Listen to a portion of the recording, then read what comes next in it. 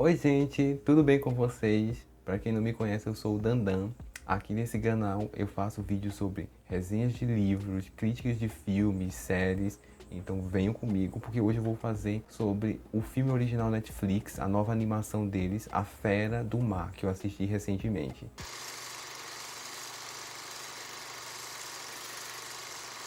Então, gente, nesse filme a gente vai conhecer a história da garotinha órfã chamada Macy Brumble.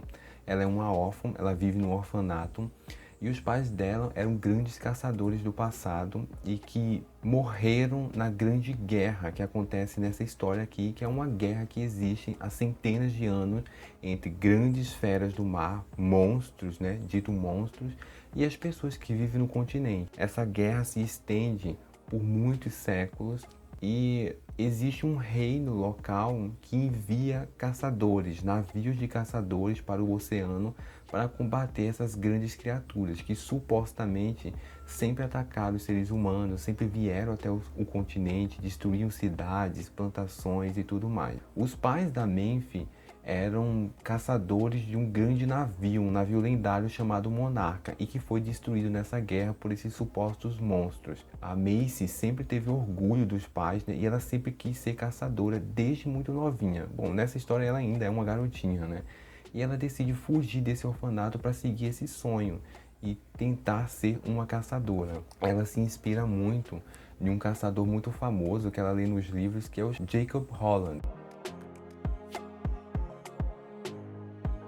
Então ela foge desse orfanato e vai atrás desse caçador, né, querendo fazer parte da tripulação dele, fazer parte da tripulação do navio Inevitável, que é um navio mais famoso da época e que caça esses monstros do mar.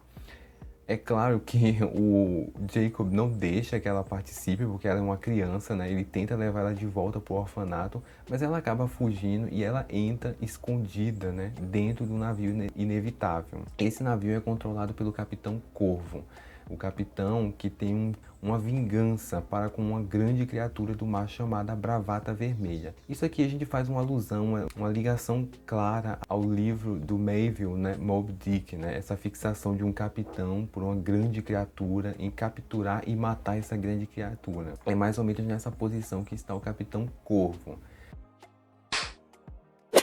Durante a história e durante a perseguição a essa grande criatura, Bravata Vermelha, a Macy e o Jacob fazem amizade e ficam cada vez mais próximos juntos, e eles acabam descobrindo muitas coisas a respeito dessa guerra, de como ela começou, do porquê ela começou e quais foram os verdadeiros motivos dessa guerra ter começado. Essa é a premissa básica da história. A gente acompanhando a trajetória dessa garotinha, descobrindo mais a respeito dessa guerra, tudo o que aconteceu antes, o que está acontecendo agora, o porquê de tudo isso aconteceu, e tem uma ligação clara, né, com essa criatura, essa bravata. Ela faz parte da história, ela está ali de forma permanente e incisiva, e que vai ser um dos pilares para que o Jacob e a Macy descubram muito do que aconteceu antes, e que talvez essa guerra aí tenha outros motivos para ter acontecido. No geral, eu gostei bastante do filme, gente. Acho que os personagens são bons, eles possuem personalidades cativantes e a história do filme em si apresenta ali uma boa crítica a respeito das relações do homem com a natureza. Uma coisa tão atual, né? Como através do poder, da mentira e do medo, a gente, né, como humanidade, somos capazes de destruir facilmente qualquer coisa que a gente possa tocar, né? O filme, gente, é dirigido por Chris Williams. O Chris Williamson, gente, já participou de inúmeros projetos da Disney. Tem vários projetos de filmes da Disney que ele participou. A gente pode pegar Irmão Urso, Lilo e Stitch, A Nova Onda do Imperador, Mulan, né? E ele co-dirigiu, se eu não me engano, o filme Bolt e Moana também. A Princesa e o Sapo, tem vários projetos que ele se envolveu na Disney, mas esse é o primeiro filme e a primeira animação que ele faz para a Netflix. O roteiro também é dele junto com Neil Benjamin. A Neil é uma escritora, compositora e esteve por trás assim, de musicais como Legalmente Loira e Meninas Más.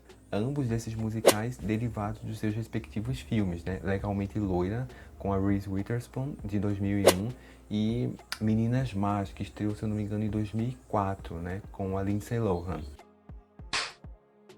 Agora vamos a algumas coisinhas assim que estão no roteiro, que estão na história e que eu não gostei tanto. Em uma das cenas iniciais temos o Capitão Corvo. Essa é uma das cenas iniciais, gente, do filme. É a primeira, digamos, batalha, né, que existe entre os caçadores e um determinado monstro que está atacando ali. No final eles vencem a batalha contra esse monstro em questão, né?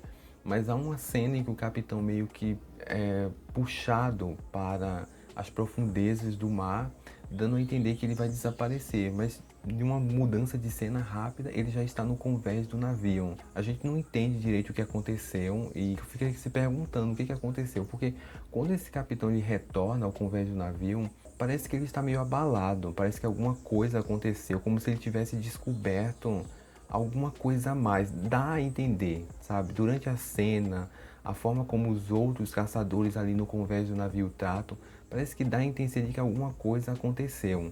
Como se ele tivesse visto alguma coisa lá embaixo nas profundezas.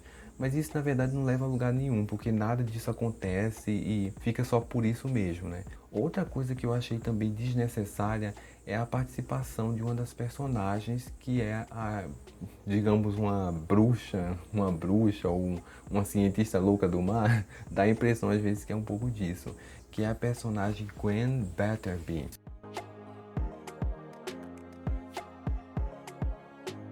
O Capitão Corvo tem essa fixação enorme pela bravata vermelha, né? E ele desesperadamente vai atrás dessa mulher, né? Para tentar conseguir capturar essa criatura, a bravata vermelha. E ela fala que o preço, né, para ele vai ser um preço muito caro, dando a entender de que não é algo só a respeito de ouro, sabe, de riquezas materiais, mas que ele vai precisar dar alguma coisa a mais do que isso. E a verdade, gente, é que isso também não leva a lugar nenhum, sabe? Você fica...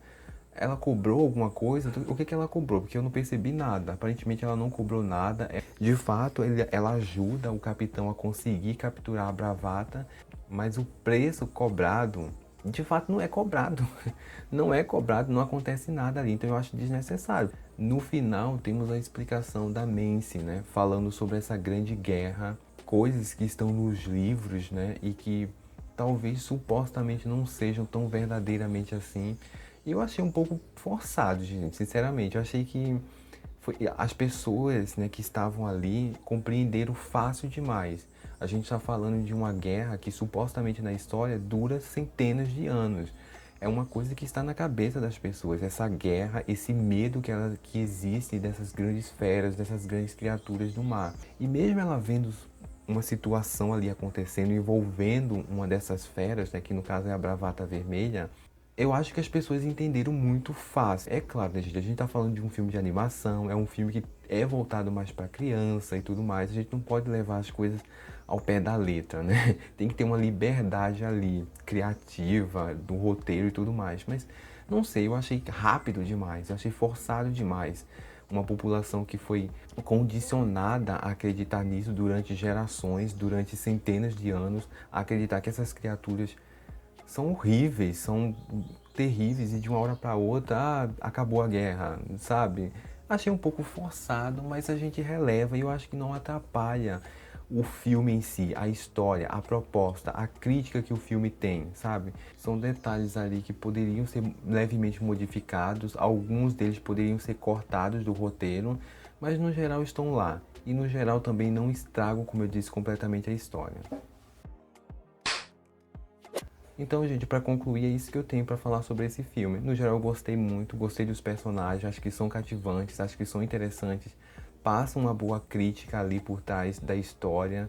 Eu acho que vale sim a pena assistir. Está disponível lá na Netflix, se você for assinante, você pode assistir lá. Essa foi minha crítica, gente, eu espero que vocês tenham gostado. Se vocês gostarem sobre filmes, livros, séries de TV, eu pretendo fazer conteúdo a respeito sobre esses assuntos, então se inscrevam no canal, curtam o vídeo e eu estou indo embora agora. Um beijão do Dandan, até mais, tchau.